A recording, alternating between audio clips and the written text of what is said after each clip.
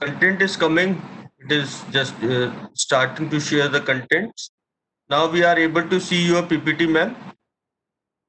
Please unmute your mic. I think your mic is mute. Ajanta, madam. Yes, ma'am. Is it up enough? Yes, ma'am. Can you start? Fine. So today we have great privilege to have Dr. V. Ajanta Devi madam with us. She is working as a research head, AP3 Solutions, the Research Foundation, Chennai. Before working within the industry, she has experience of 10 years in the academics. Today, ma'am will taken the session on deep learning techniques and applications. Now, I request ma'am to take over the session, lighting us upon the machine learning.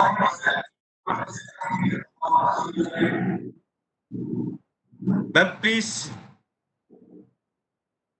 Yeah. Happy morning, everyone.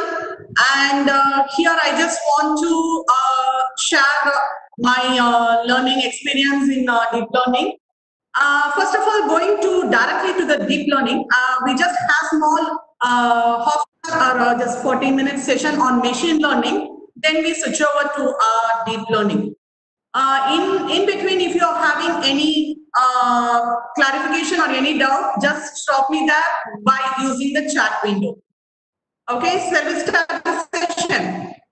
Okay, fine. Yeah, actually, you all know what is machine learning. Can I know how many of them are aware about machine learning, deep learning? Just ping me, ping me. How many of them?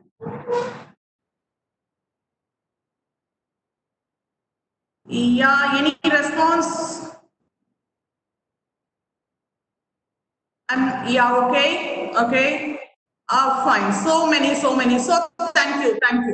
Yeah, fine. See here, when we're just going for machine learning is an application of artificial intelligence that provides system the ability to automatically learn and improve from experience without being explicitly programmed. That is, if you're having some past data, you are just making some process of, you are just making some practice and train the system with the past experience and making it learn. Voice is not clear. Is it okay now? Is it okay now?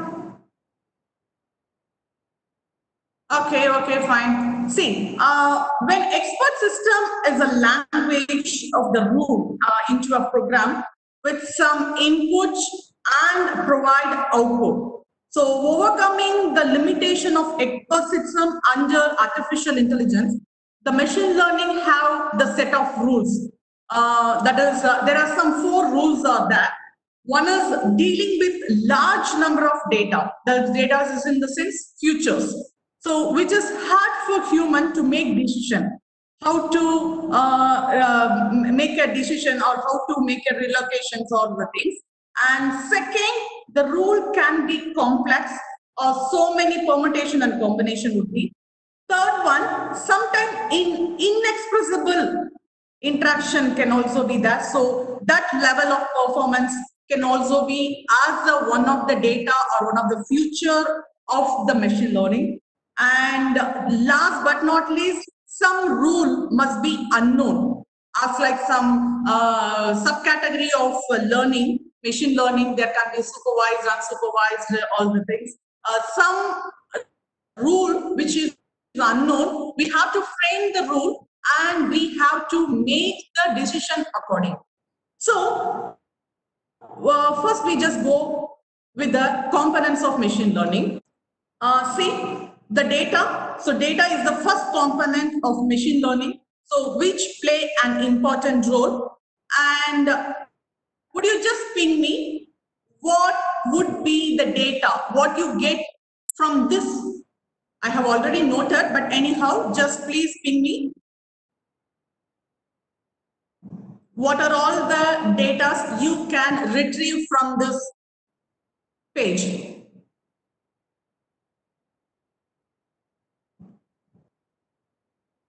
Okay, FB post. Yeah, exactly. FB post. Image, picture, text. Superb, superb, friends.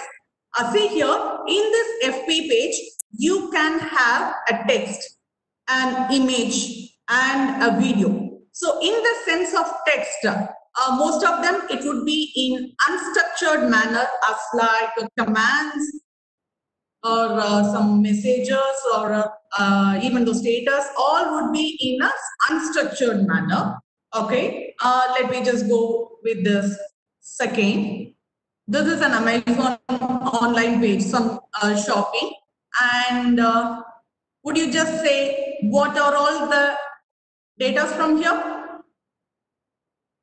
What are all the data? So would you just get it? Yeah, here below I have just specified a structured data. Structured data in the sense a description about the product, and unstructured text, which it can be a review or a command about the product, and an image data, which is an about the product, that image of the product, and there comes the last video of a demo or any other thing.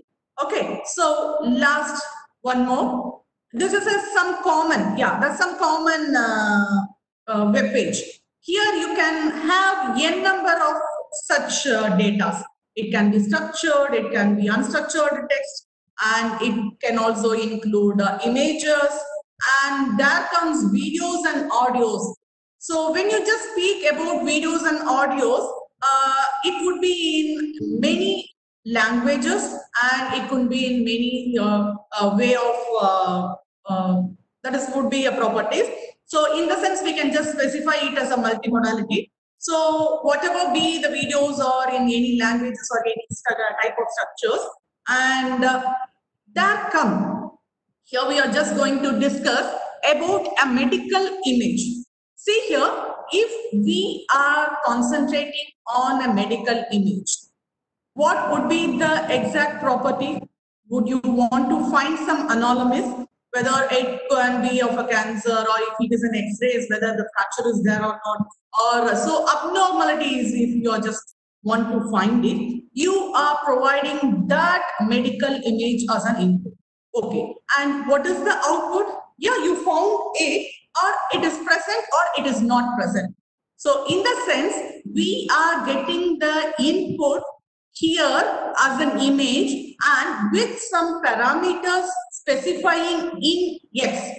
See, when we just go on understanding of the machine, we have to provide some information in numerical format. So this image, the medical image, is converting some X's, that is the data, in numerical form, maybe a coordinates or maybe a location or some pixel value, intensity value, so like that. So this image is converted into a numerical X format. So X here would be the input, and you are getting the output as yes or no, which I just specified in zeros and ones.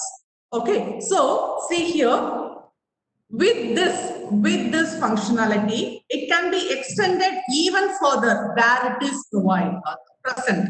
So if you are making in search of any analogous, so that would be present in some location. So that coordinate can also be as a part of output, as AB as a one coordinate and BC as one coordinate. So with specifying that input you are known, and the output you are finding it as a zeros and one. So here the relation between this X and Y, which you can specific mathematically as Y is equal to F of X.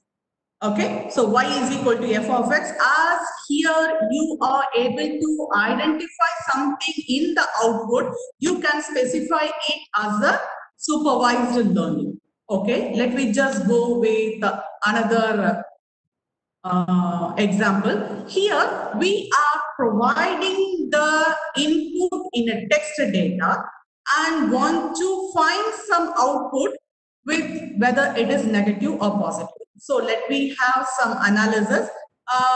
Can anyone specify what type of analysis can be done through a text input? and providing some output as negative and positive. Yeah, wow, super. Yeah, it is.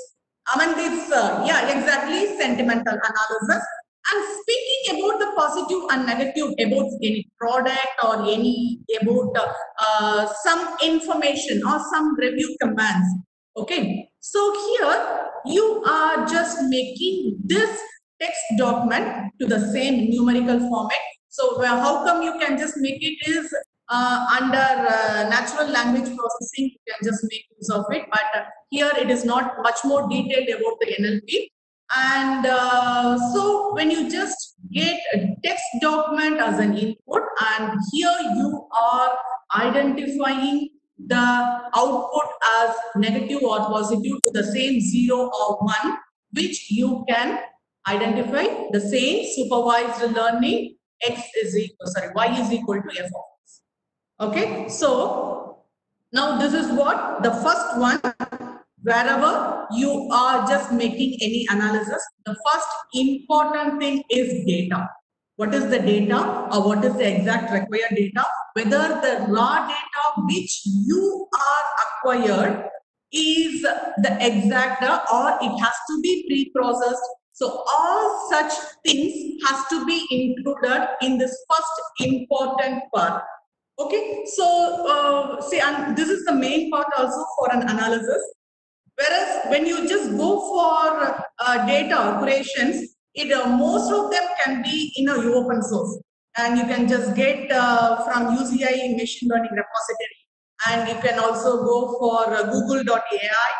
And even though if you are just going for some paid data sets, so figure 8, data trust, or more, all the things are there. But my suggestion, yeah, Kaggle also is available. And see here, whenever if you're just making some analysis, search for data or make a processing of data. If the data is available, make use of it. If you are not exactly required with the data, create your own data. Okay, so create your own data and go with it. Whether we can just having many more possibilities of pre-processing, and as such it can be has to be in a common practice. Okay, next coming the component task. Okay, here I have provided you a page. What are all the types of data? Just please specify what are all the types of data you can just identify in this page. Okay, images,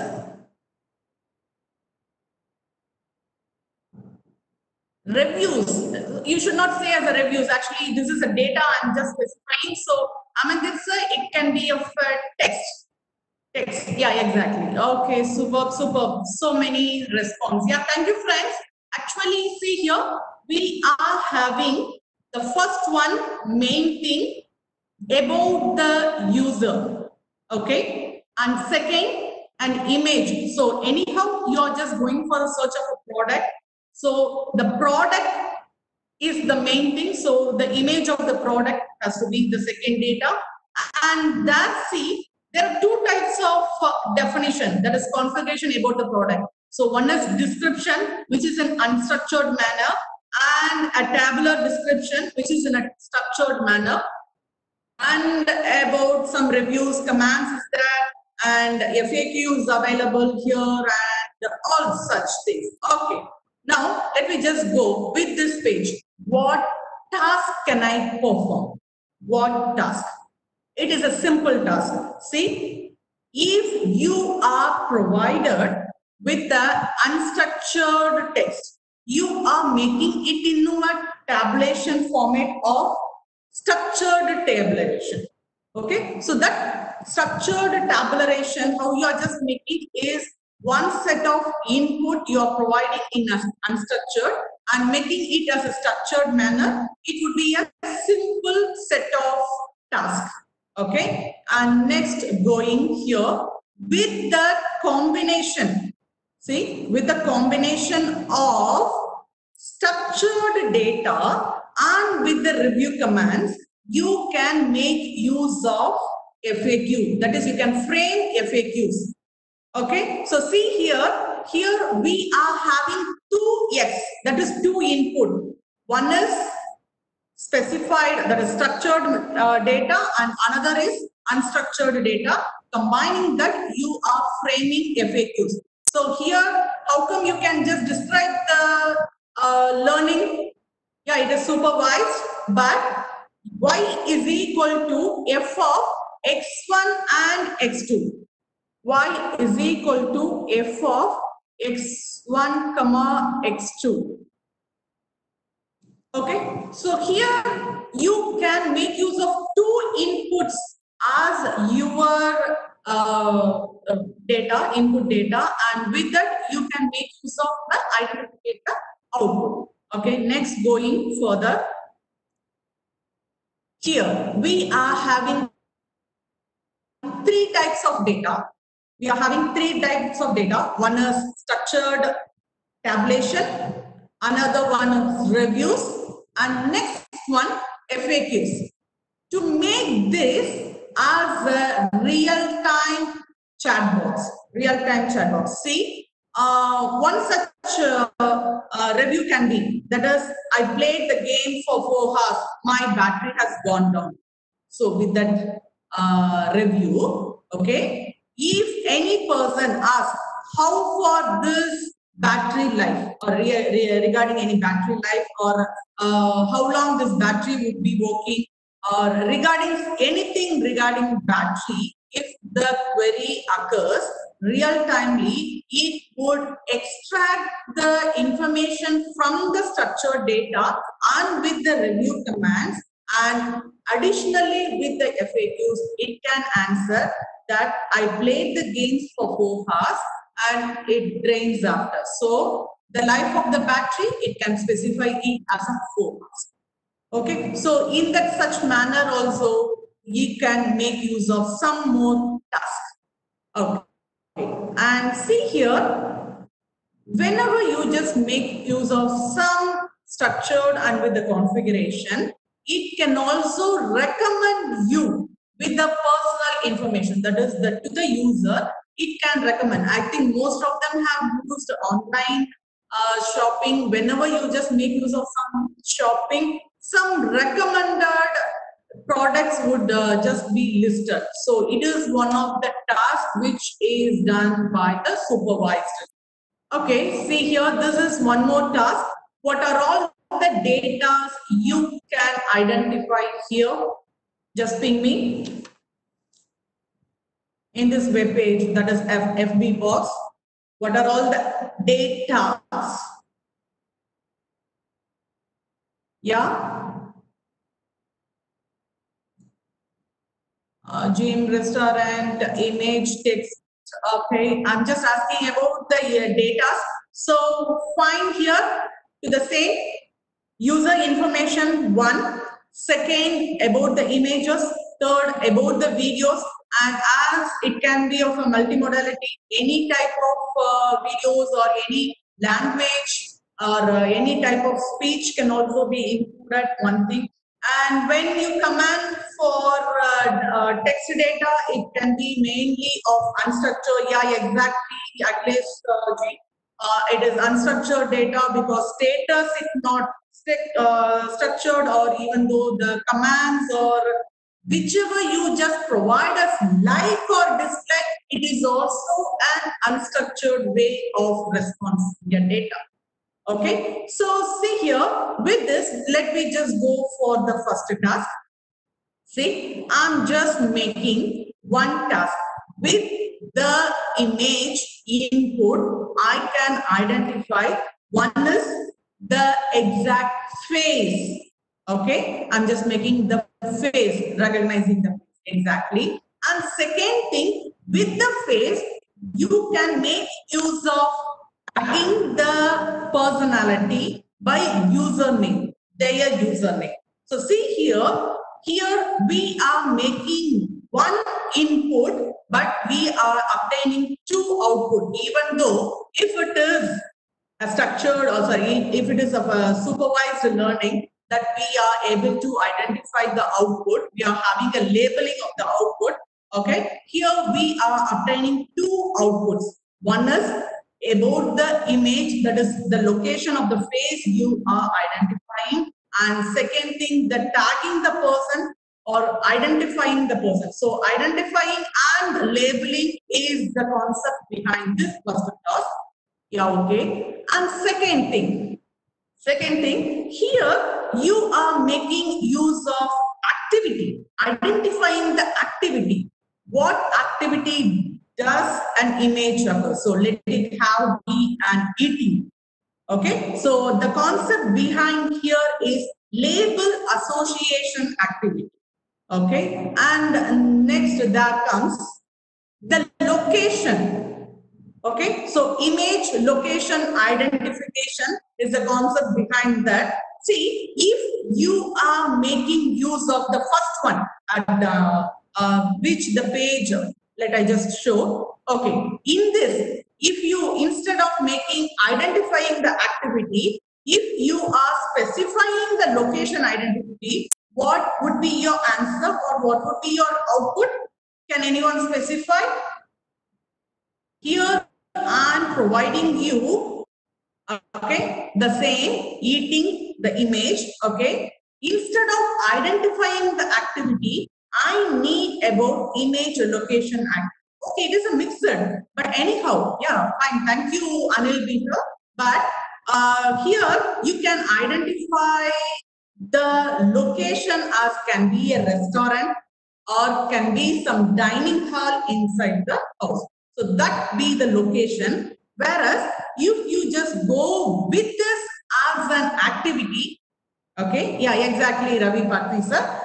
Yeah, here if you're just going for activity, it be maybe workout or it can be exercise, yeah, gym area, but that gym area would be the location. But here if you just make use of activity, maybe exercising or workout would be there. So whatever be the image, oh yeah, exactly. So whatever be the image, if you are providing some input, if you can expect more than one output, even though if it is a learning process of supervised, okay, you can make use of it. And let me just, as previously said, okay, you can make use of recommending similar.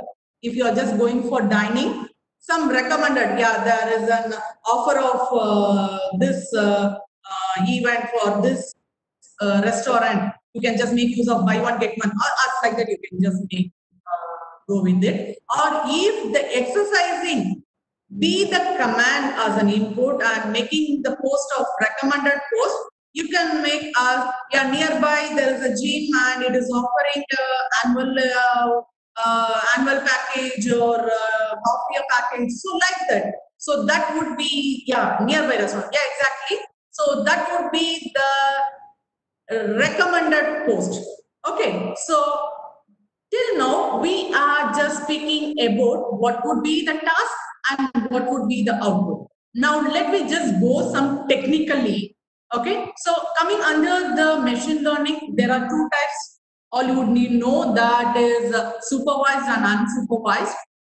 Here there are some images, and that images are having corresponding x coordinates, and you are identifying the ones and zeros.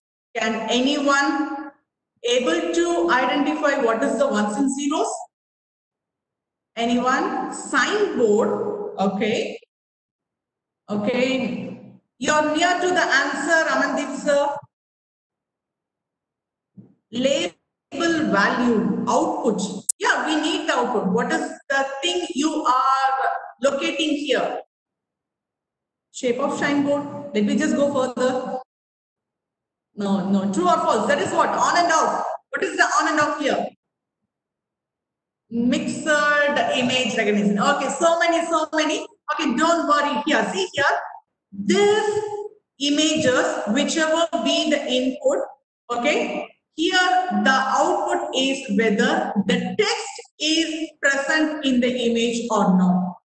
The presence of text is the output. So here, see here, the first, first, third, and the last has text in the images.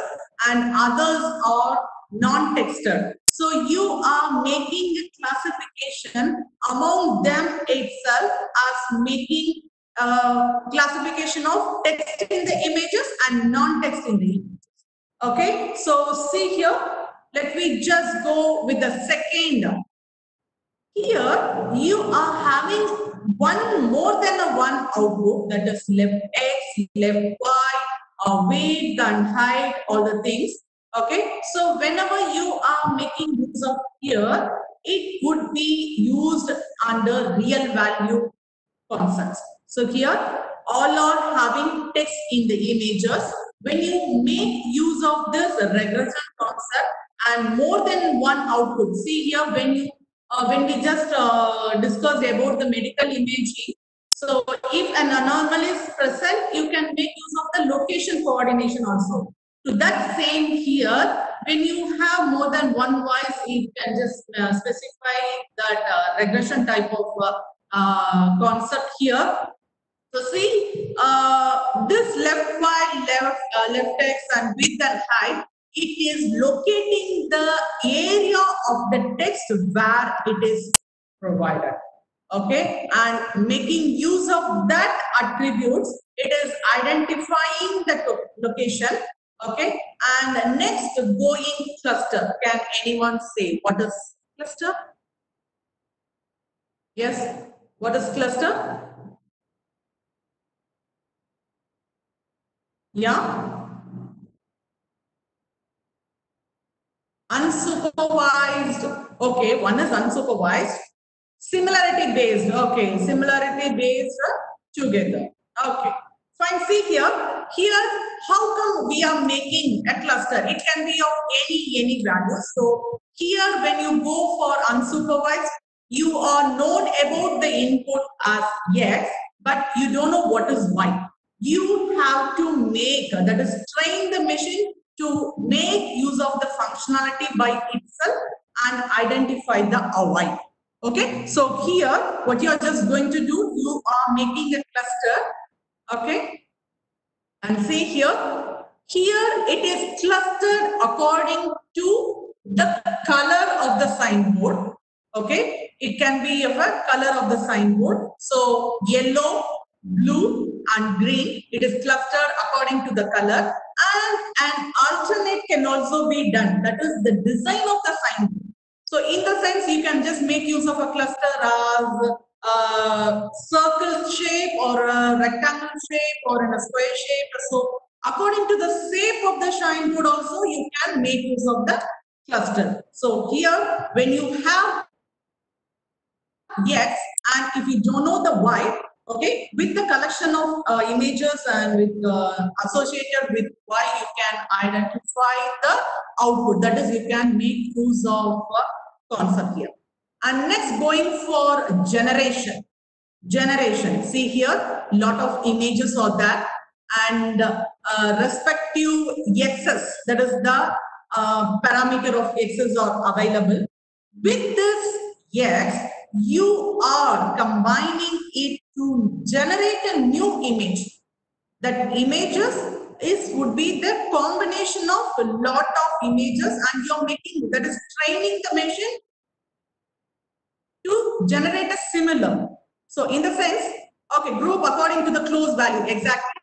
So here you are just making the corresponding X value and you are generating a new image which is closer to this X values. Okay, and let me just with another example. See here, these are all tweets which is done by Donald Trump. Okay, so we are having the corresponding X values. When you want to generate a new text, a new tweet according to the same thing, let it be with a similar language style or similar text like that, and you can just create some funny or memes like that, whichever be the unsupervised technology or concept behind generation. Okay, so now once we have the data and what we do with the required data or the collected data, the task has been identified. So if you are going for any task or work, what do you want to do? So with this, you can just maybe able to identify. This is the second element. And see, this is the third element which we just going to speak about the models. And please, dear friends, kindly listen to this. Some mathematical formations would be available here. So if you are having any doubt or any clarification, just stop me there. Okay, see here, with this collection, here we are having an X value, that is an image, and corresponding, let be a pixel value or some intensity or some coordinate of X, and to the same corresponding Y. So we are here specifying Y is equal to f of X. And see, we don't know what it is related or how it is related with it. So the true relation is unknown. Okay, we don't know how it is related. So with the possibilities, so see, this is some more examples of the models.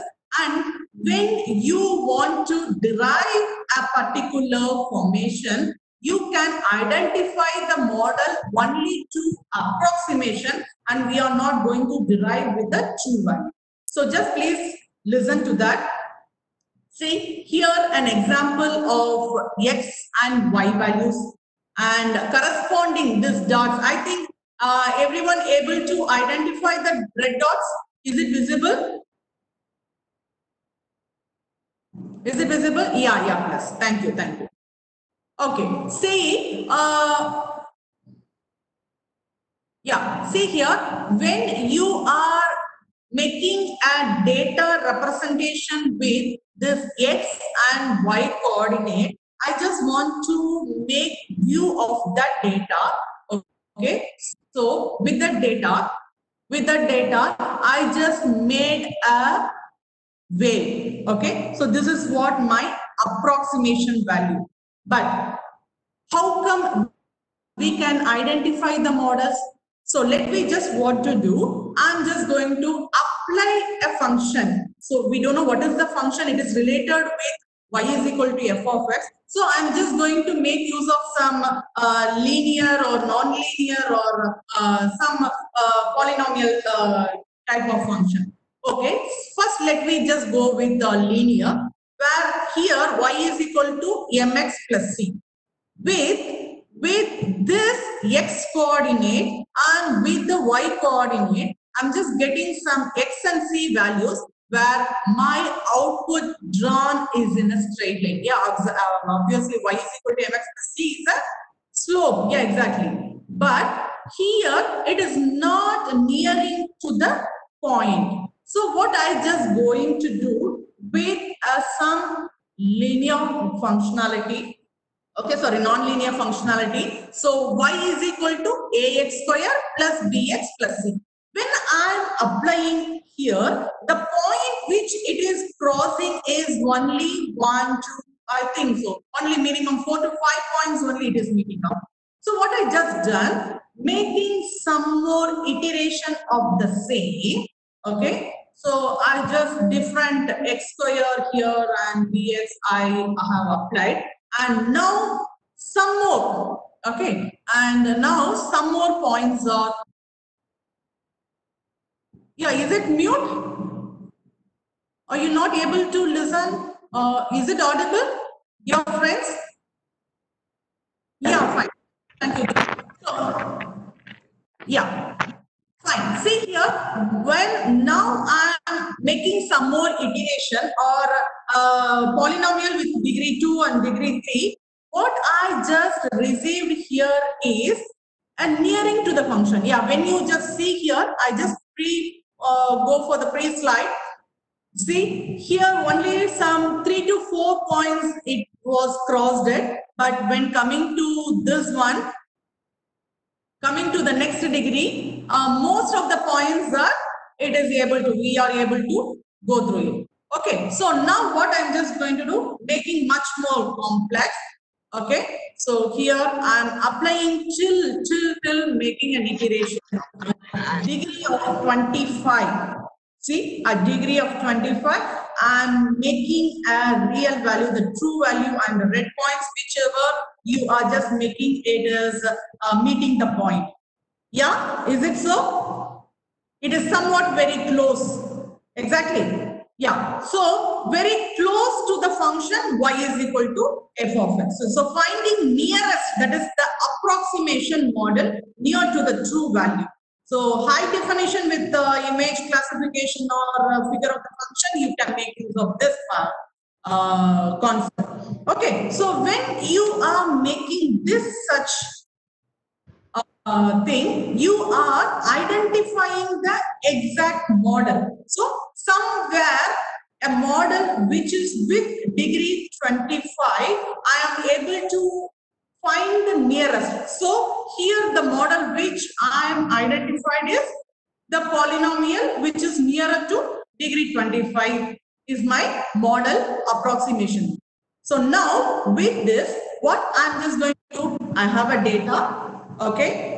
I have a data and I just identified what I'm going to do. I just identify what I'm going to do with the data. So that is the task.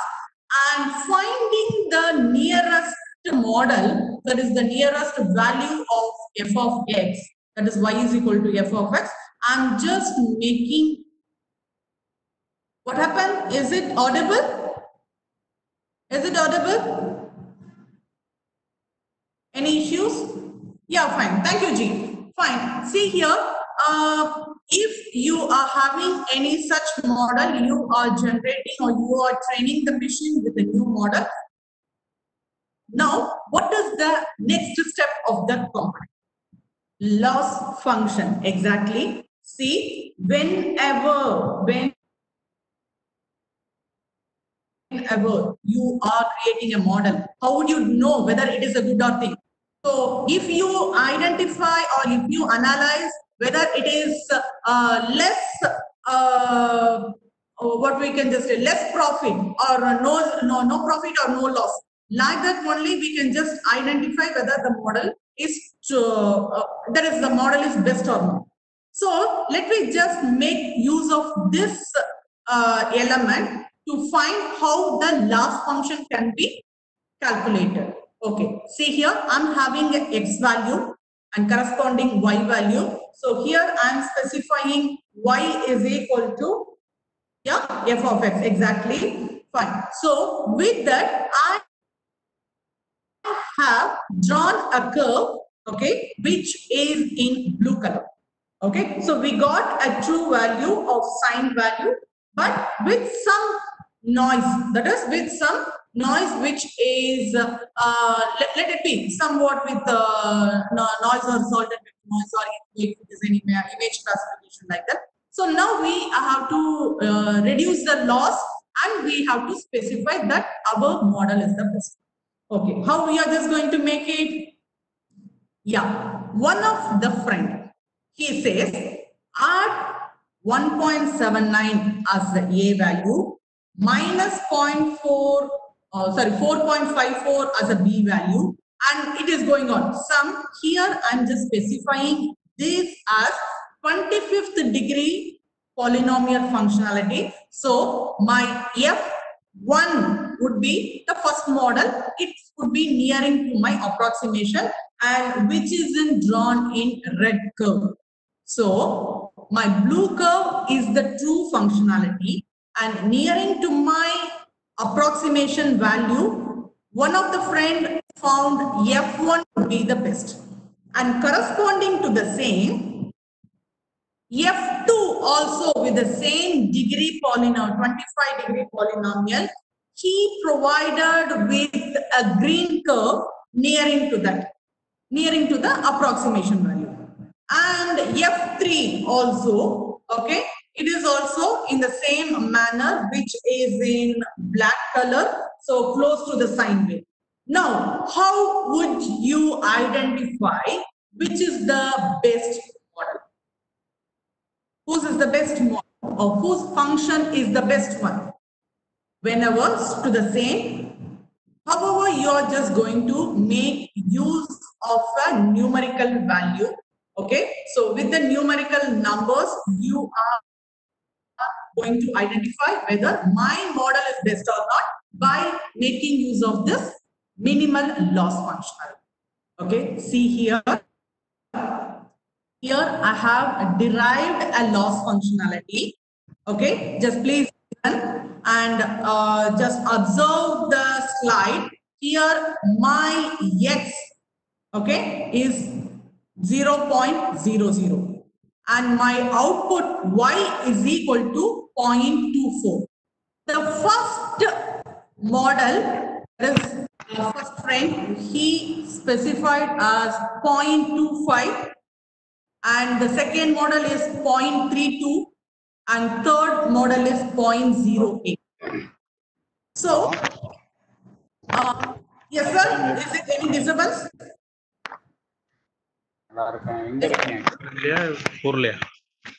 I'm hearing more. I'm hearing more voices. Just please, dear friends, kindly mute. Dear friends, kindly mute so that it would be audible. My voice would be audible and clear. Yeah, thank you. Thank you, friends. See here.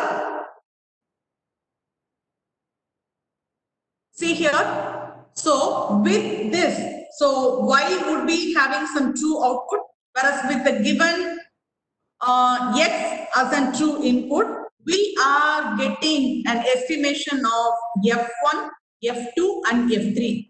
Okay, here what we are just doing is when you make a difference between f1 and y, that is the output of y minus f1, you would get some output. That is the difference between y and f1.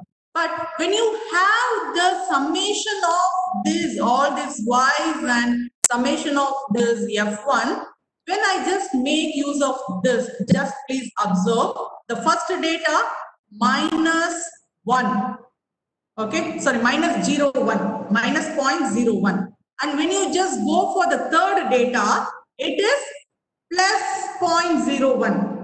When you just find this summation output, it would lead to 0. So here what I'm just doing, I'm making use of square loss functionality. I'm just making use of square loss functionality. So if you're just making use of absolute error with the square, okay, if we square 0.01 or minus 0.02, if we just make the summation, okay, it leads to that L1, that is the last one functionality of the first function f1, okay, and correspondingly we are having L2 and L3.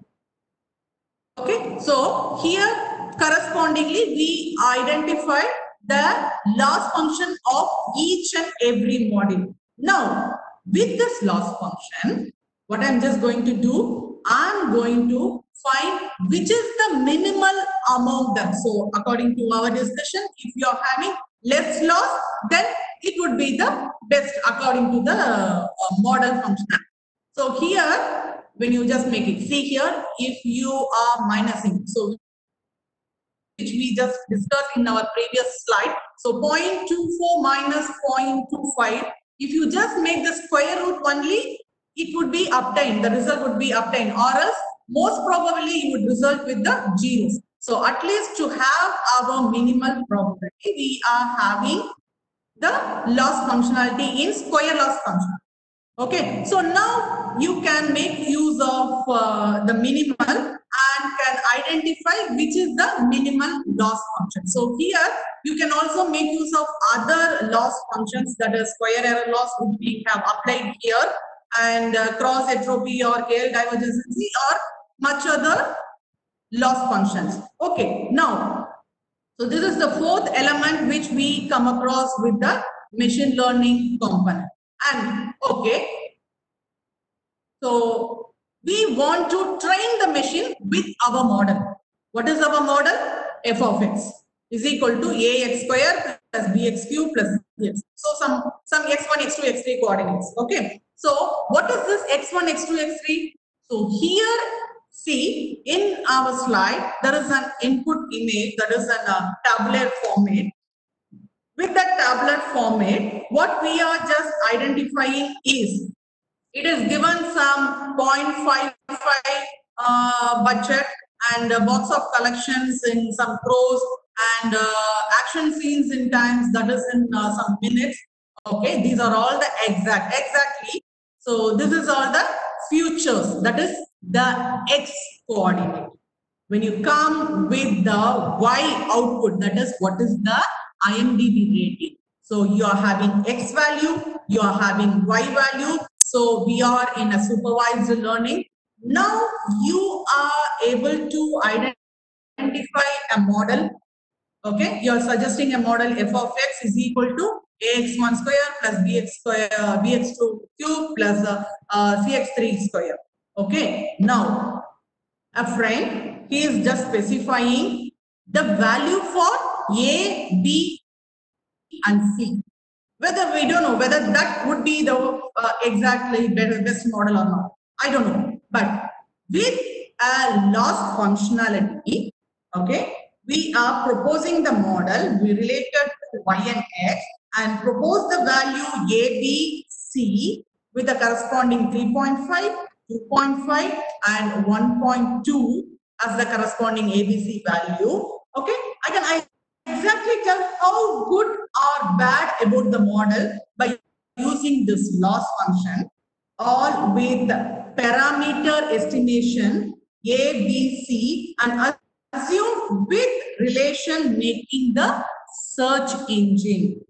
And see here with the corresponding, so see here this friend f of x providing some parameter for estimation 3.5, 2.5 and 1.2, and here let me just have a calculation. Okay, let me make a computation.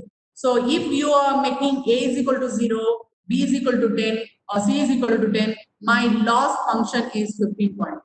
Okay, if you are having a is equal to 10, b is equal to 10 and c is equal to 0, my loss functionality would be 7.8. So, and here one more thing. So 20, 20, 10, and my loss function is 3.6. So you can't make use of, if you're having some minimal data, 1 to 3 rows or 5 rows, you can just make it use of it. But if you're having 100 number of data or 1000 number of data, so respective A, B, and C, you can't just make it. So this practice, in practice, this brute function search is infeasible. So what we are just going to do, we have to calculate this loss as minimized loss functionality. Okay, so compute with all possibilities of loss functionality. And even though if you just make use of some thousands of values or any other thing, you can have this functionality as minimum ABC, minimum of ABC. So which make use of optimization solver. Okay, so many optimizers are available. So with that, we can identify the minimum loss and train the machine, okay, to make, so compute these parameters with the optimizer and with the minimized loss manner, and you can make use of the functionality. And what are all the optimizer? Yeah, let me have some examples as gradient descent, Adagrada, RMS prop or Adam. All the things are available. Okay, so more such things are there.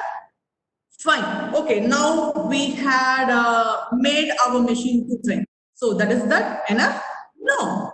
So here learning completed, you have trained your machine to learn or to just do some estimation. But how would you just say that is the exact best model? Once after making an evaluation only, you are able to identify. Okay, so here you are making an identification.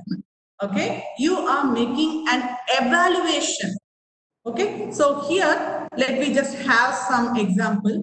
I'm providing some images and with x coordinates. Okay, what is my output?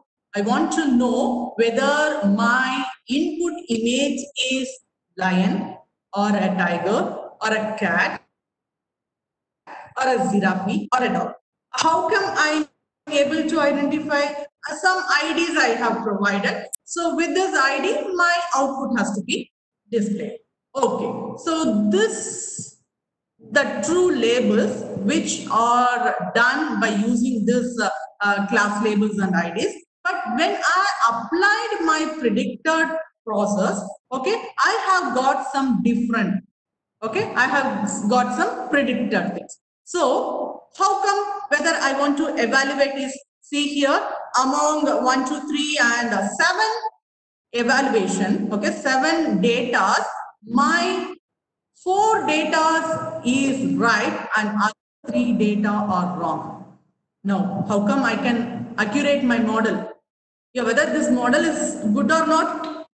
Yeah, exactly. It is not much more better when you compare. So, anyhow, whenever you just go with your model, you have to justify your model is a good thing, or tune your machine to make it as a betterment. So now here I'm just going to make the same.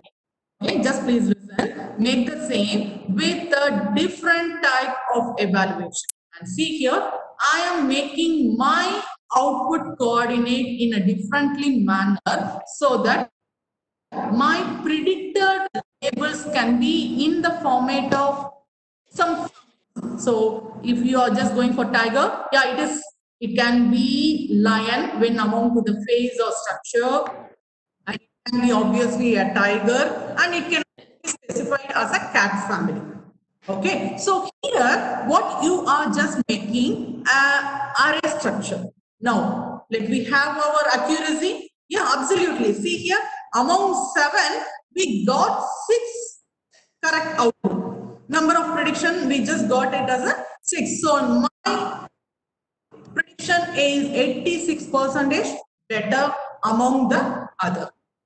Okay, so what I'm just going here is, with this evaluation, you should not make use of the same training data as a testing data. So you are making a data curation, just split the required or collected data as training data and then testing data. Okay, so if you are having 75% of training data and 25% of testing data, just separate accordingly. Okay, and make the usage of the search engine and propose some models accordingly and train them so that you can get a good accuracy. Okay, so see here what we are making this together in a machine learning functionality. Here, I just want to show you one thing. I just want to share you.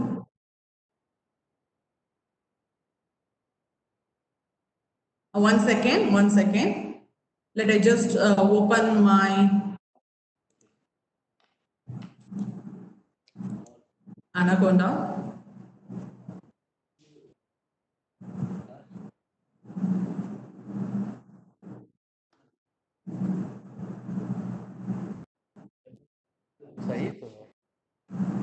Just 2 minutes. My Anaconda window is getting open.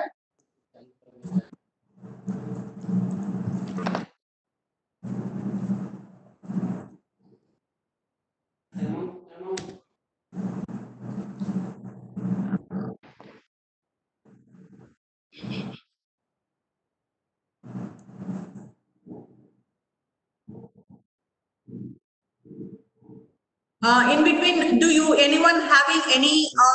Just please share it in the chat window so that once.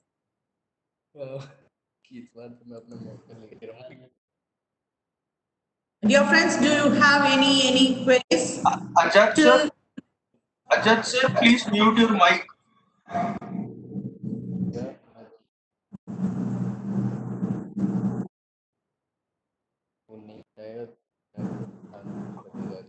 Ajat sir, please mute your mic. Professor Ajat. Buddha Uttam sir, can you help me to mute my? Or the steps necessary in the same order of any data modeling. Exactly, Ravi sir. Actually, if you go according to that, see, actually, whenever you are going according to this step, it would be fine to make it clear and understand your model. Okay. Do you able to see my coding screen? Is it? Yeah, fine. Thank you, friends. And see here. See here. With pleasure, actually, is it able to see the coding? Yeah, exactly. See here. See, whenever you are using any such of Python versions, okay, so it is not a problem. Just it is according to your system config. Go with the Python versions, whatever you wish. Okay, and see, whenever you are getting some data, know your task. What is the task you are just going to perform, and what is the data you are being, or you it is required. So see, I just want to check my system according to this versions of each and every libraries and packages. So I'm just checking my Python version. It is 3.73. Okay. And Panda version is 0.24, and Matplotlib version, and NumPy, SkyPy, IPython, Scikit, all the things I have installed. Okay. If you are not installed this, you can make use of each and everything, that is pip install and to the exact package. If you just want to make use of NumPy, let me make use of pip install NumPy. Or if you want to make use of SkyPy, you can make use of install and SkyPy. So by using this like these commands, you can make use of installation. Okay. So let me just have. I have, see, actually this each and every codes be shared. So don't worry if you are not able to copy all the things. Okay, I will share you all the things. Let me just have a sample data set here. Whenever we just make use of any programming language, what we just do, we just type it, or we want to see hello world. So as to the same here, this iris data is mainly most probably using in Python. So here I just want to make use of the same data set here. So I am loading the data set. Okay, so here I am having it is in a CSV format. Okay, let I just show it. Okay, I think you are able to identify this is data.csv. So it is the iris data. Yeah, fine. Thank you, G. So actually, it is the exact data which you can make use of here. So see here, it have a parameters of 4 in numeric and last one in alpha, which it is specifying the class of the data. Okay, so let me just go with it. So I am loading that data here. Okay, yeah, I'm loading it. My data is getting loaded. So yeah, it is loaded. Now I just want to make use of what are all the keys. So my picture of the exact data set is data, target name and description, futures name and the file. Here I just want to make use of the same with description. So DESCR, which provide the description. Okay. Here about the data set, it has 150 instance, that is 150 rows with 4 numeric. Yeah, actually previously we have I just shown you. See here, this is what 4 numeric values according with the class structure. Okay, and see 50 in each 3 classes. Let me just have the 3 classes. That is Sentosa is one of the class, and Veris Scholar is another class, and Virginica is another. So totally we are having 3 classes. So that is what here specified, and each class is having 50 records. Okay, and let me next make use of the target name. Okay, so that is what specified here. So 3 classes. So you are making that data set target name, and next one you are making it with the future names. All the things, whichever the 4 parameters, whichever it is specified, it is in centimeter. Okay, so what are all the future names? One is sepal length, sepal width, petal length, and petal length. That are the 4 numeric parameters it is provided. And let me just identify what is the type of data. It is in NumPy, which it is in a format of array. Okay, and next one, shape of the data. Shape of the data, how many rows and how many columns. Okay, so specifically it have the number of rows and number of columns. So 150 rows with 4 columns. Okay, see here, if I just want to extract only 5 rows, I can just provide here as a 5. So if I'm just providing 10, I would just get first 10 rows. Let me just have 10. If I run it again, so I will just get 10 rows. Okay, so now what is my target? That is, I have to make use of my target. To the same type of target is the same thing in NumPy, and the shape of the target also, what we are just making from the 150, you have to extract the testing data. Okay, and here it is in 1, 0, and 2. What is 0, 1, 2 is the classes accordingly. We are having 3 classes.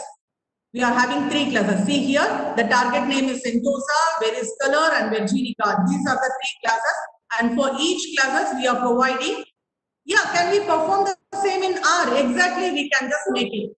Here, what I'm just doing in Jupyter notebook, I'm specifying each and every command and running it. So it is not a problem for you, dear Anusha ma'am. So you can just make use of the same thing in R. Okay, so I'm providing the ID for the exact 3 classes as 0, 1, and 2. See, next, what is the third thing? You have to split the exact data.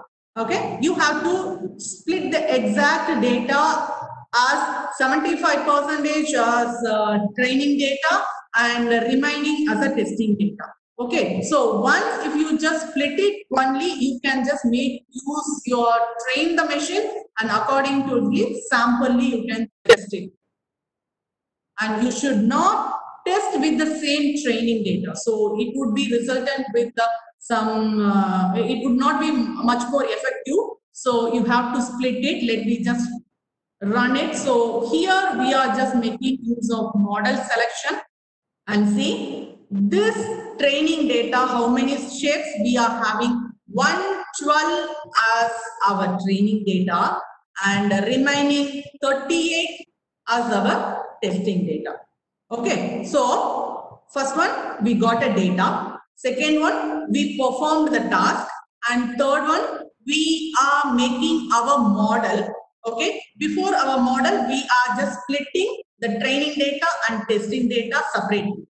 And see here how my data would be visualized. This can be done or cannot be. It is not a problem of including here. But if you visualize your data, okay, you would just get some idea. So for visualizing, I'm making use of Plotlib functionality. Okay. So here are our outcomes. Okay. So for each and every 4 parameters, okay, we are identifying which is the exact one. So according to that, we are getting the visualization of each okay, in a data frame format. So, and some would be plotted in pie chart and some would be in scattered manner. Okay, so this is for a visualization purpose only. So here we are suggesting one model. Let me just, for an example, we are specifying a KNN model. Okay, so we need the KNN model to be our model. So I'm just getting in as a classifier and making my training data to fit it. Okay, so it is fitted. Now explain the plots, how to understand. Yeah, exactly, it is that.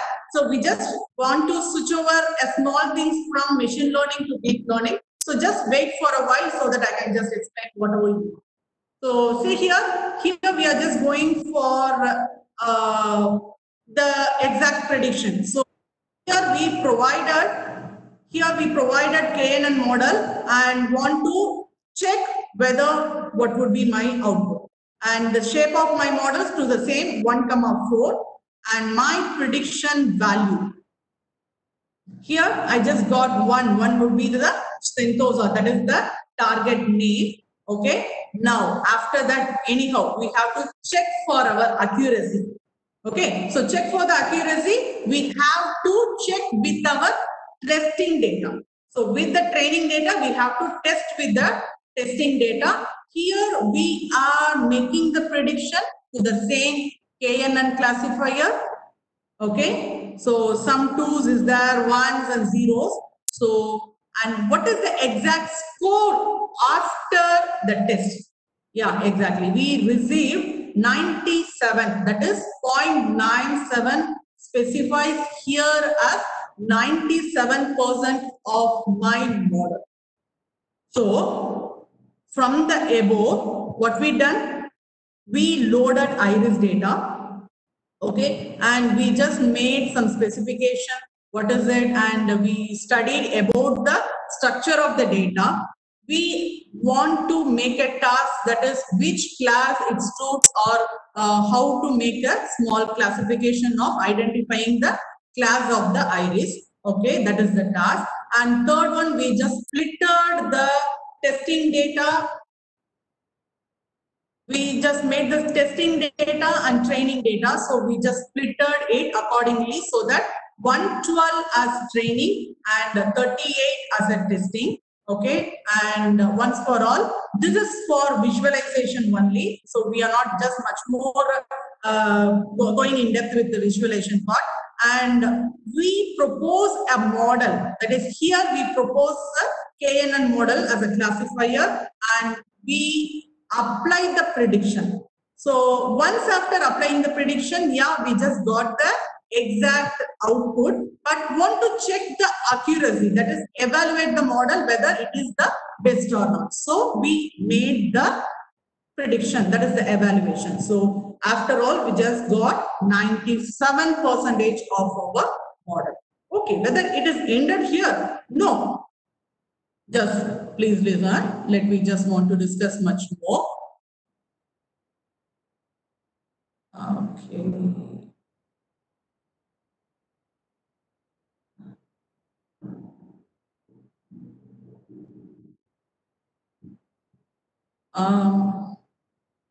Do you able to see my PPT?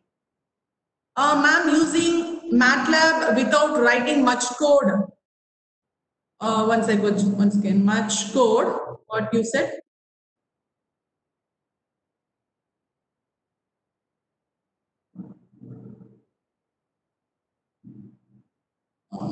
Okay, I can able to do this classification. What is the significance of using Jupyter? See, actually, you can make use of MATLAB, or you can make use of Jupyter, or whatever be the programming domain. Here, the concept is about the machine learning and the data. Okay, so whereas when you go for the Python, there are an n number of packages, and to the same MATLAB also having tool. Okay, so I'm not just going to justify here about the programming. Okay, so here the concept is how you can able to evaluate your model or the things. And see here, see, we just go for deep learning. So whenever you specify machine learning, artificial intelligence, okay, and deep learning is also a subset of machine learning. Okay, so here there are n number of, there are, as to the same, numerous layers of these things. And what is the difference between this machine learning and deep learning? See, machine learning always require structured data.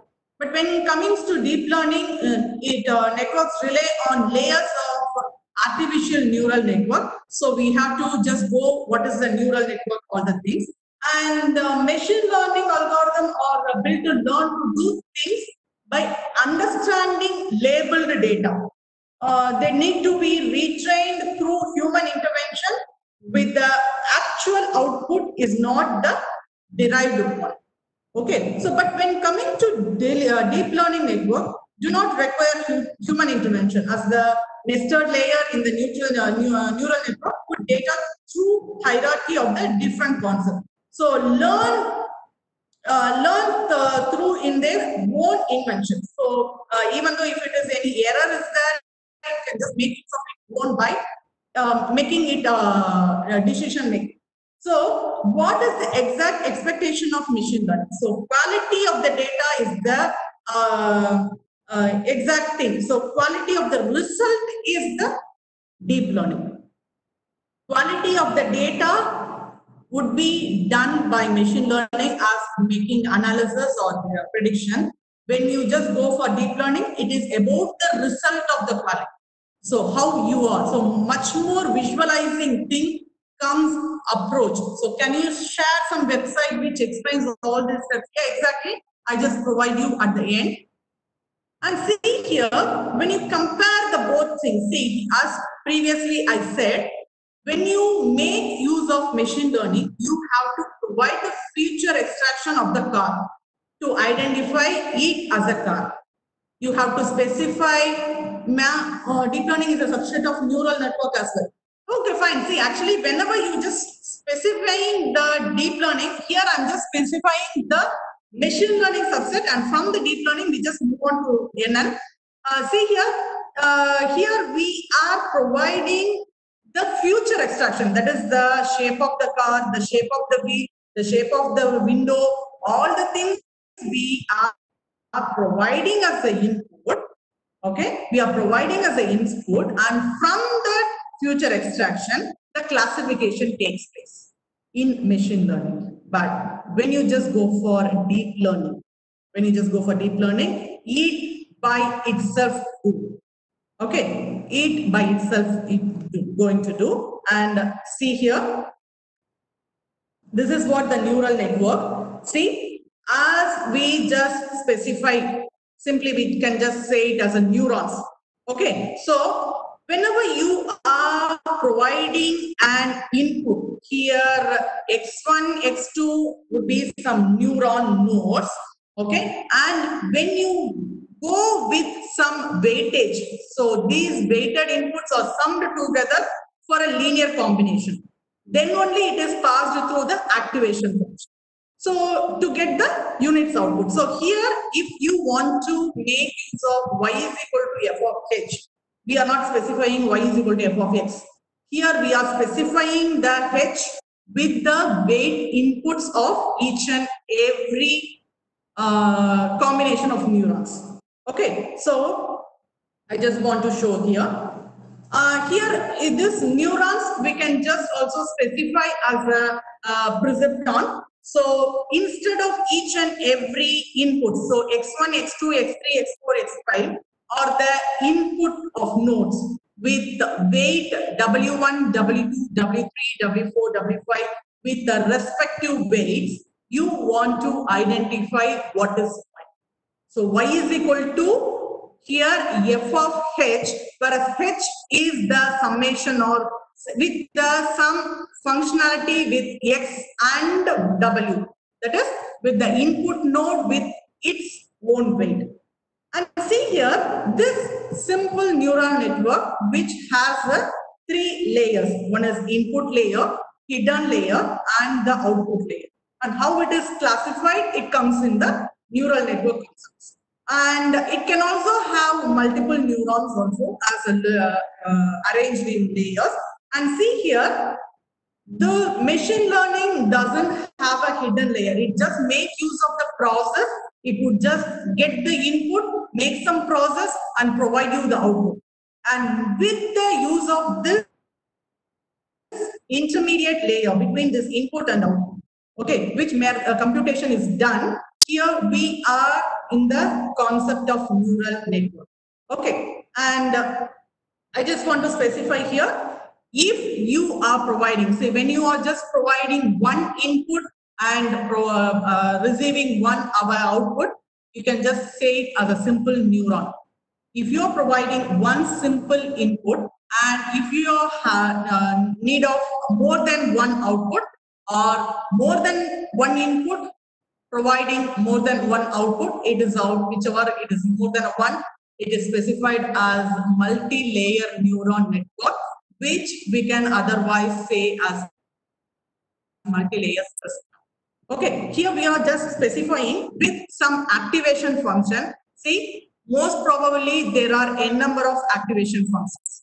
Okay, so this is for mainly for linear probability of distribution. So when you need a probability distribution, this active function is utilized. And here we are going to make use of sigma, tan h, or ReLU, and some more are available as softmax. So n number of activation functions are available. So according to your requirement, you can make use of it. So this is what see here. So input value, which you just say it is an neurons. Here we can specify these as perceptron, okay, and with weight and bias, okay. So we are making it the process, and summation of that, okay, the input values are multiplied by the weights and summed up to create one aggregative value which is fed into the activation. So for activation making, so if you are just making use of iris, or if you are making use of any text data, or if you are making classification of image, whatever the things, so an activation function is needed for making the probability distribution. So that we are using activation function. And see, before I'm just going for this CNN, I just want to show you one more example.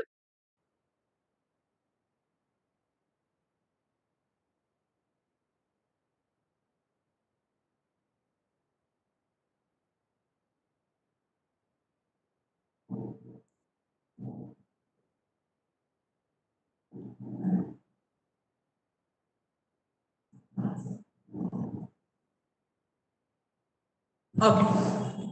Are you able to see this code? Yeah, thank you, thank you. See here, first one, we are having a simple input. Okay, so here we are having a simple input as 8.5. Okay, and with the weightage 0.1.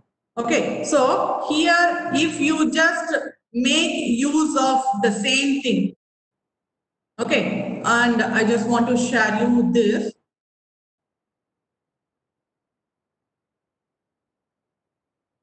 And see here, this is my input with the weightage.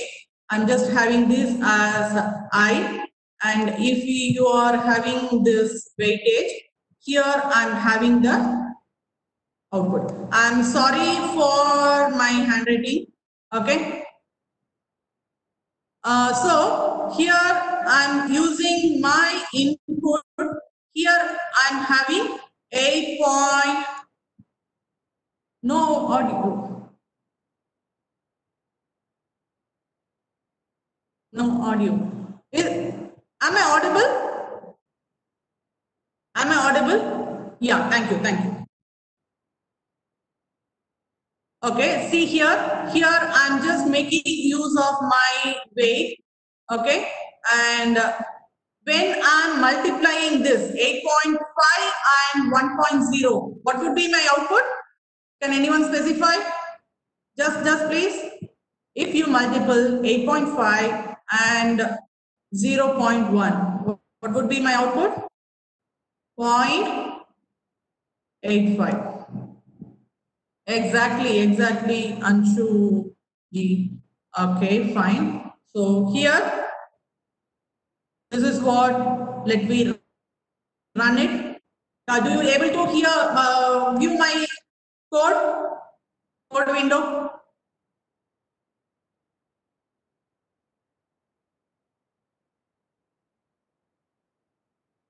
Yeah, see here, this is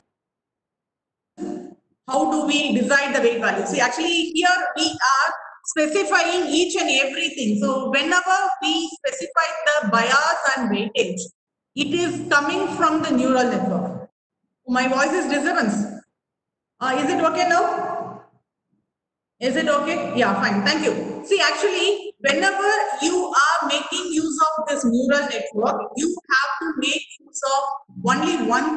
Here, for the first example, we are making use of single input and with one weightage. So, when multiplying this, the neural network, we are getting the output as on my product of 8.5 and 0.1. We are receiving 0.85. See, when you are making use of single input and multiple output, I think you are able to see this one.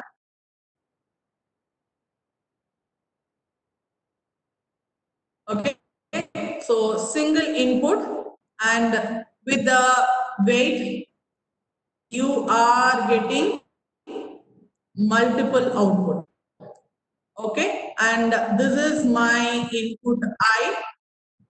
Okay, and when you just make use of weight 1 and when you just make use of weight 2 and when you just make use of weight 3, we are having output 1, okay, and output 2 and output 3. I'm sorry for my handwriting, okay, and when you make use of this, see here our neural network, here we are specifying how many outputs.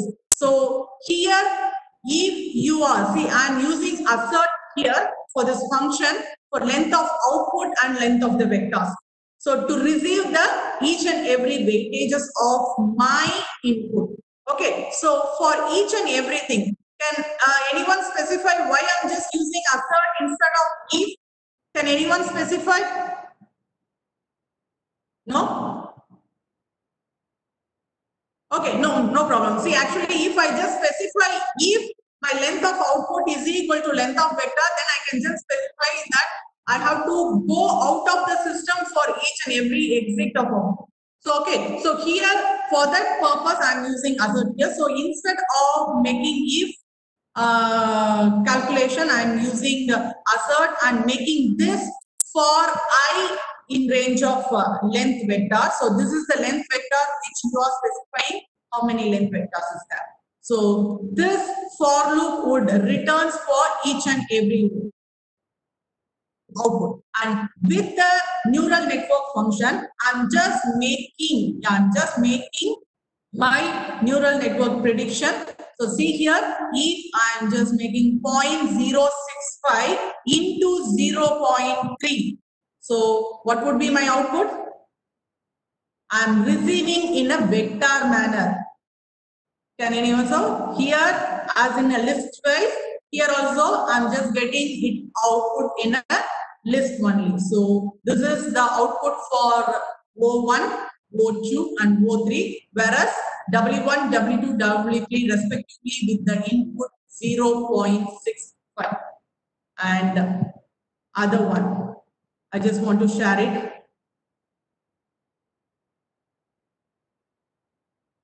Multiple input,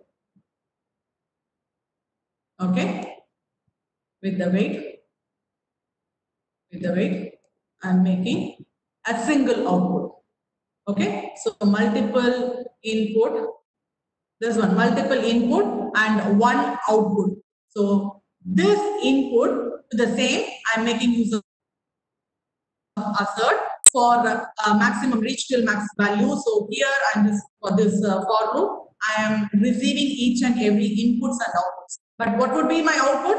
My output would be the summation. Okay, so summation of each and everything. So see here, I'm having input 1, input 2, and input 3. Okay, so according to the weightage, here I have to make the summation of input and weightage. Okay, so that is what I'm just getting here. So summation of input with corresponding weightage, I receive a single output.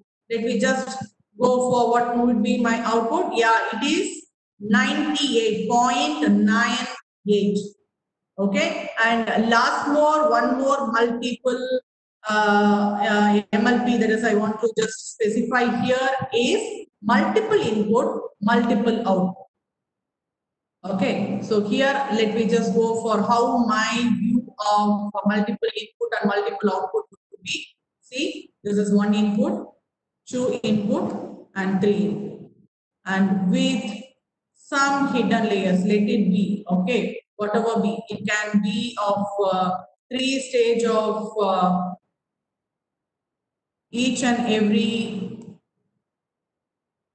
okay, and with the corresponding, okay, so this is what my input and this weight. How would you just specify the weight here? See here, this weight, I think all would be able to see this weight. It is in matrix format. Okay, so this matrix format, if I just provide 0, 1, 0, 1 and 0.1, 0.1 and minus 0.3, I can just specify according to each every node, that is neuron. So first receptor, you just specify 0.1, 0.1 and minus 0.3. And so the same for the second row of neuron, it just goes for second summation. So let me just specify what would be output. My output would be in the formation of list. That is, I would just receive 3 output. Okay, so that would be here 0.5, 0.98 and 96. And see here we are specifying, making matrix multiplication of each and every input and weights. I just specify once again, okay, from the above, single input, single output. My prediction is multiplication of input and weight. Okay, and the next one, single input and multiple output. And here, what I just make it, my element multiplications of each and every element. Here, the input and output, or sorry, the input and weights are made as a product, and I'm just making the prediction. And here, each and every vector I would be as a multiplied with the numbers correspondingly. And when coming to multiple inputs and with a single output, you are making the summation of each and every input corresponding weight. And here, multiple input and multiple output. Here, you are making with the matrix multiplication of each vector corresponding input according respective weights. Okay, so let me just go for convolution neural network. See, actually convolution neural network, again, popularity through its use with the image data, and is currently the state of art of detecting what an image is, or what it contained in the image, or whatever be the exact part of image classification or segmentation or object recognition. So a basic CNN have, so first you have a convolution, and next you just go for a pooling, and again one more convolution and one more pooling to get a fully connected convolution. So fully connected convolution, which we otherwise say the multi-layer prism. Okay. See, when you just make use of this, I think you can identify the movement of the pixel. Okay, so convolution is the act of taking original data and creating future map from it. Here, if you are just making the map of one each and every 3x3 matrix, okay, so that would be made as a single output. Okay, convolution. So pooling is downsampling most of them in the form of max pooling, fully connected layer, or typically neural network where all nodes are fully connected. So when you just come for a fully connected, then only you are able to identify. See, when you just make use of any image, whether it is a dog or cat, after fully convolution, only you are able to identify whether it is a cat or a dog. Okay, so but we have multiple layers of future mapping in reality. So you can determine how much you want until you can reach the fully connected, that is fully collected multiple layer receptor. And last thing, I just want to show you one more example on deep learning. Okay. Okay, see here.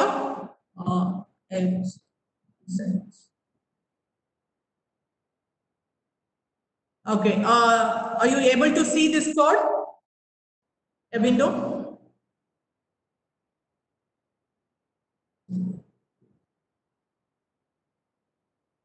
Okay, thank you. Okay, see here. Here, what you are doing is, I just want to make use of TensorFlow. Okay. See, many more packages are available, like Keras, Pandas. So each and every package, they have their own importance, and the package limitations is that. So here I'm making use of TensorFlow to make my possibilities of classification. Okay, so first one, with the use of TensorFlow, as my system, I have just installed TensorFlow. I just want to check or verify my version of TensorFlow. Let it just run. And actually, it takes minimal of minutes. Okay. So in between, if you have any doubt or any clarification, can I just make one or two questions if possible? Okay, no questions. Fine. Okay, see here, my TensorFlow has been done, and its weightage is 1.14 version. And see, I am making use of this Keras. Okay, so to load my data. Here, what I'm just taking is 28 into 28 images of handwritten. So handwritten images of number, that is digits. So digits here I'm just specifying from 0 to 9. Okay, so here I'm just loading my data. Let's load in. Okay, yeah, done. Now this is the exact step: X train, Y train. That is the future of the parameter X, and its label as Y. Okay, this is X train, Y train. It specifies the input, that is training data. When you comes for X test, Y test, it is among the testing data. So we are splitting that as X train, Y train, X test, Y test. And once done, okay, I just want to look what the actual data is, which I'm just going to. Okay, so see here, when I just make use of this output, here all things are clumsy with the 0, but it is from 0 to 255. Exactly. So it is from 0 to 255. But I just want to see in a image manner. So what I just do, I just want to visualize it. Okay, I just want to visualize it. So here, that visualization here is on the making use of matplotlib. So let me just visualize it. Okay, so actually,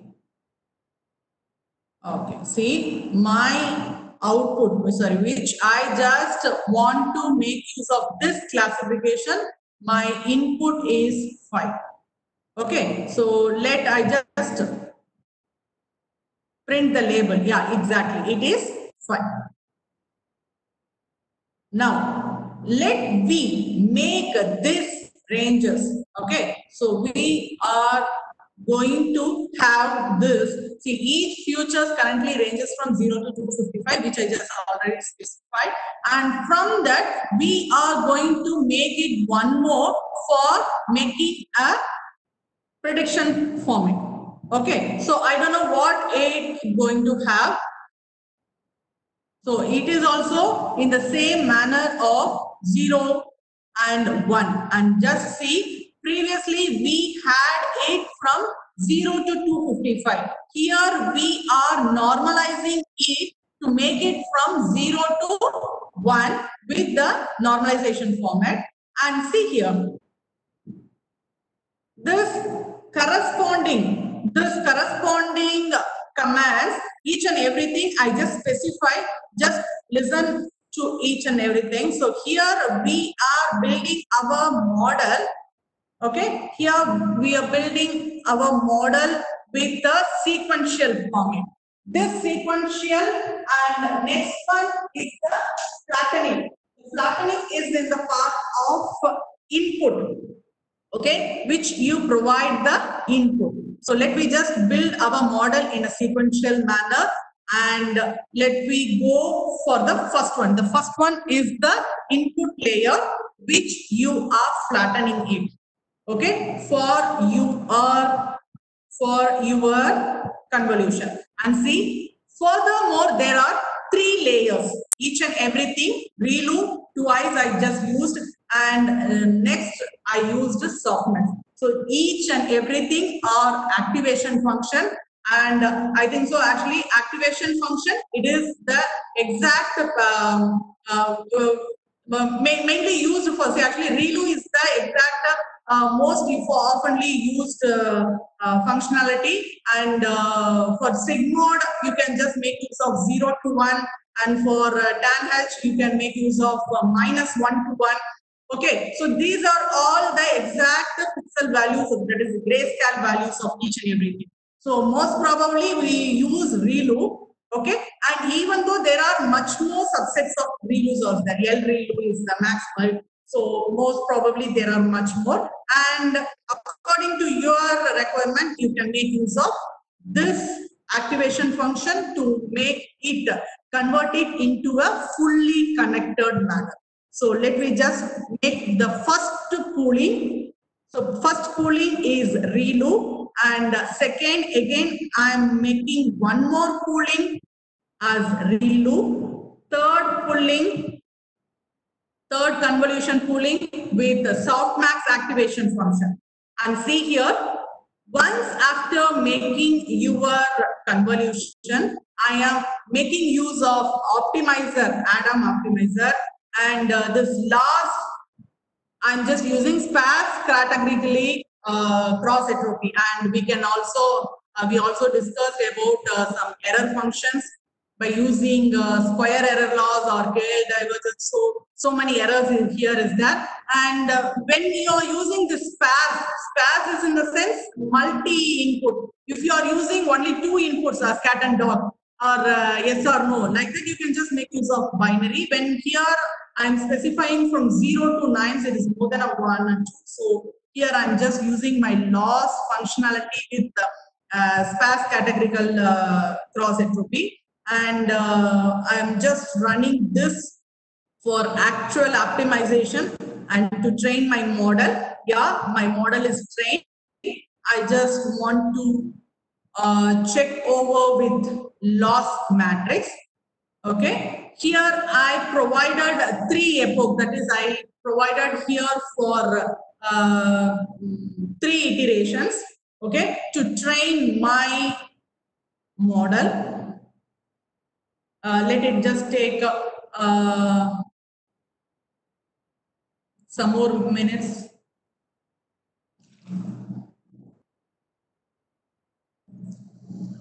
See, actually, here we are using CNN. Okay. So the same thing, I just make use of, or I just share the same for RNN also. Okay. The code would be shared if the time is not there. Okay, fine. Yeah, we just got our 3 epochs. Once after my 3 epochs, my accuracy is 97%. Okay, so my accuracy is 97%. Let me just go for our loss valuation and accuracy valuation. Okay, and after all the things made, what you are doing here is you are saving the model. Okay, you are saving the template in a name. Let me just make this as Epic Num Reader. Okay, Epic Num Reader. Okay, yeah. By using that model as a template, okay, here the process ends. But what we are just doing, using the same model in another template. Let me just use here. So previously we made use of the number 5 as our input data, and we identified, yeah, it is as a 5 return digit.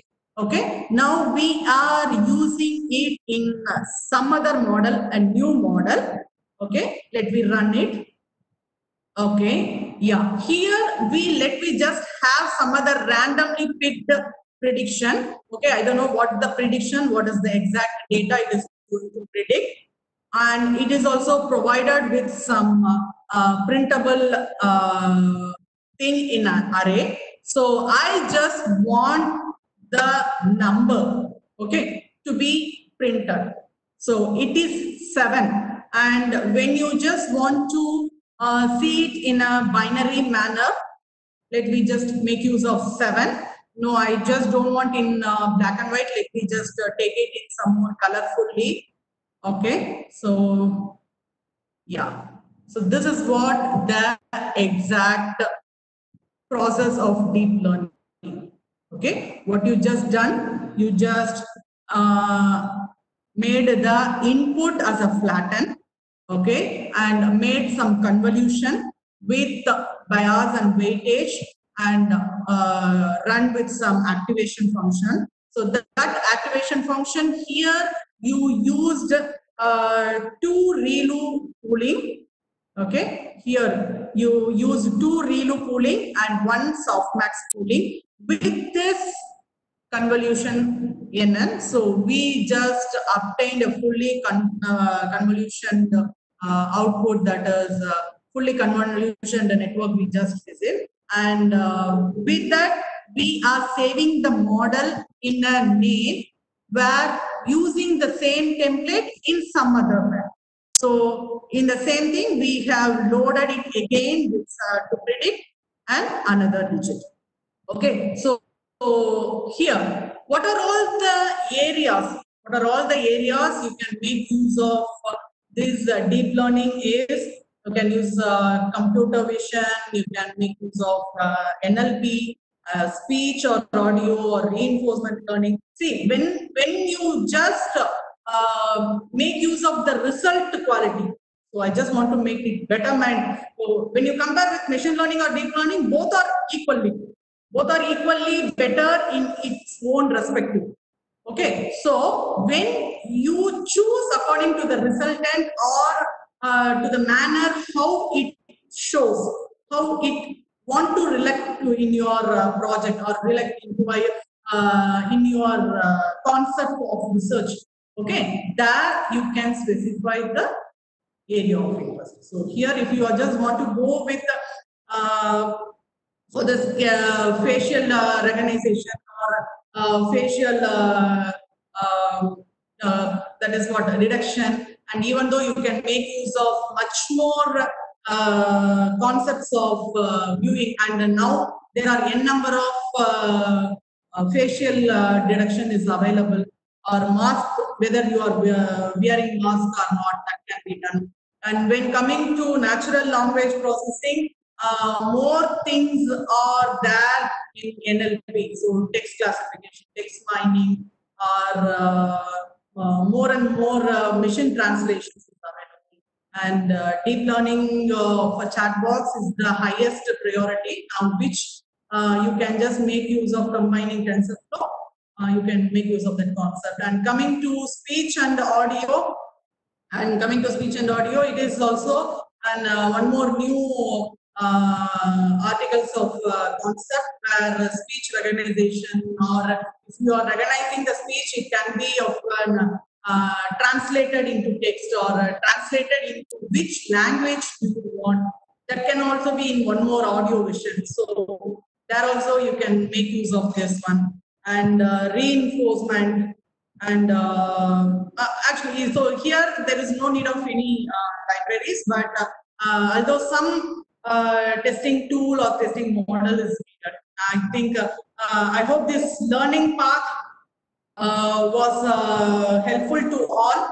I have tried to make it comprehensive and possible. Now it is time for you to practice and read as much you can. Once you have an understanding of deep learning and it is associated concept, take a skill test. So for practice it. Okay, so the way the deep learning is gaining recognition, it is important to be familiar with it. So have a learning concept of it every day. Please, so test by yourself by doing or implementing in any concept, whichever it is essential. And good luck for you all. If you have any doubts or any things, you can just make over. And the coding and all the things, the data would be shared. And can you share some materials for CNN and RNN practically? Yeah, exactly. I just share it. And once more, so nothing much more. So yeah, RCNN. Yeah, fine. And any other questions? Any other things? Okay, thank you. Yeah, thanks for the day. And if you have any queries or any other things, just please, you can just ping me. And even though for any project collaborations or into any research-oriented collaboration, you can just ping me. And more eagerly waiting for machine learning and deep learning. Thank you all. If anyone have any query, they can ask. Otherwise, we will wind up the session and will proceed for the break. We can take one or two questions. Sir, I have one query. Yeah, please, ma'am.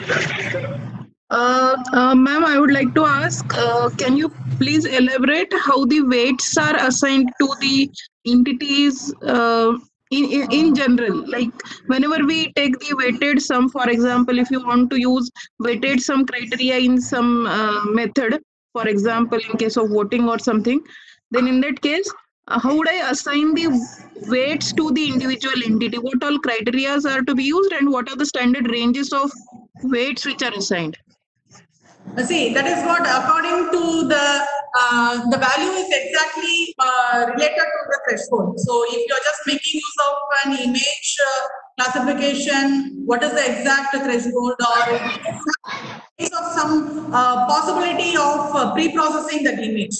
Okay, so in that the exact weightage, or if you are just making use of any pre-processing or conversion of process. Okay, there the weightage and it comes. And see here, each and everything, every fittings are, how come we can just say in this? It is according to the project. According to the project which you go with the concept oriented. Okay. And secondly, one, or according to the random fields approach. Okay, so random fields approach, and according to this concept, it is not a much more easier to make the bias and weightage concept in this minimal period. And I share the materials and I share you the exact when it is provided to you through this video recordings or this materials. And Okay, thank you, any ma'am. other?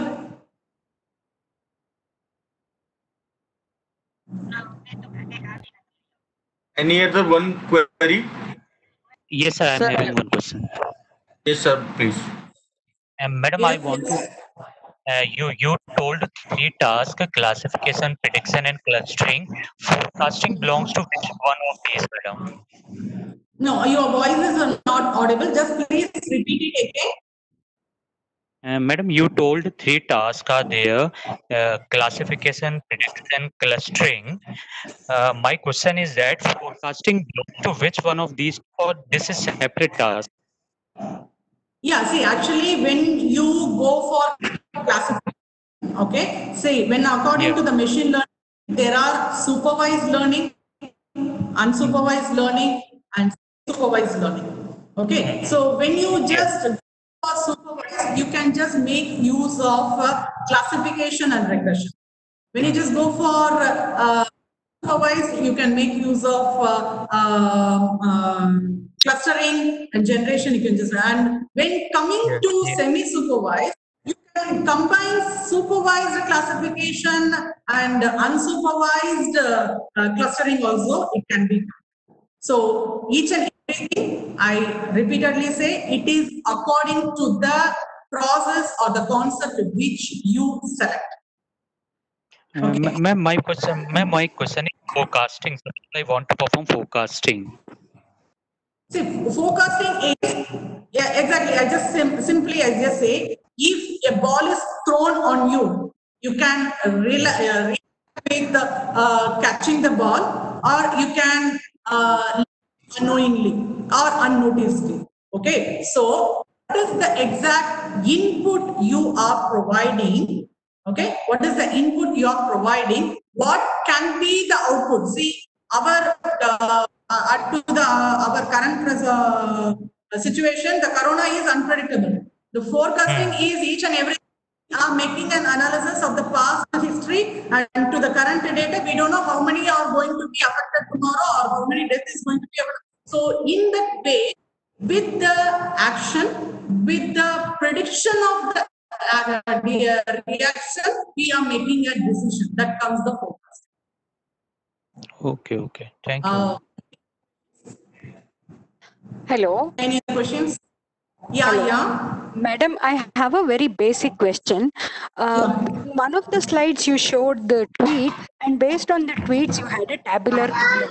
If you could briefly tell us how from the tweets that kind of a table was derived, that will open up too many options for research as well as projects that we can give students. Yeah, exactly. See, actually, it is coming with the base of sentimental analysis. Okay, so you are one thing. Second thing, you are pre-processing it by removing the hashtag, removing the URL or the tags. Just exactly the text alone you are extracting. With the text, you make n number of concepts. The text, whether it is in language or it is in a Hindi or it is an Arabian or it is in Malay, you can identify that identification of language. And second thing, what it shows. Okay, so what is the exact period it is making? So you can make use of sentimental analysis, you can make use of behavioral analysis. So according to the concept and to the task, you can vary. And that you can also translate the text. Okay, here which I just shown is the text. Funny things that you are generating a new text. You are generating a new text with the same slang. How he can see? Actually, I just showed how Donald Trump has been, if with the same slang or with the same text which he often used you can generate a new text, but it is not the original text which he tweeted. Okay, so this is somewhat funny things wherever you can just make use of the generation. Madam, what I wanted to ask is f of x is equal to mx plus c. Regarding that also, your x is Yeah. again a vector or some data. How is such a data generated from a picture? How could we generate such a vector? Then choosing f of x is the next thing. My question is even more basic. Yeah, very, very basic. See, actually, what is the thing now? I am having a data x and y. So I'm coming under supervised learning. Okay, when this supervised learning, I know what is x, I know what is y, but I don't know what is the f of x here. That is, it is related, that is x is related with y, but I don't know what is the function behind the f of x. So in that manner, I am just applying a linear functionality and just checking y is equal to mx plus c, whether it is nearest to the approximation. That is Madam, how do we generate x is my doubt. How do we generate x? X is an input. That is what X is an input. If it is an image, the features of the image is what constitutes exactly. the. Yeah, fine. Okay. See, actually, what is the thing? X is an image. If you are having an X is an image, you can just make pixel, the pixel value, the intensity value as your image numericals, and you can just make use of matrix functionality as a X corresponding. So basically, if we have an image, we perform some pre-processing and then get the X vector.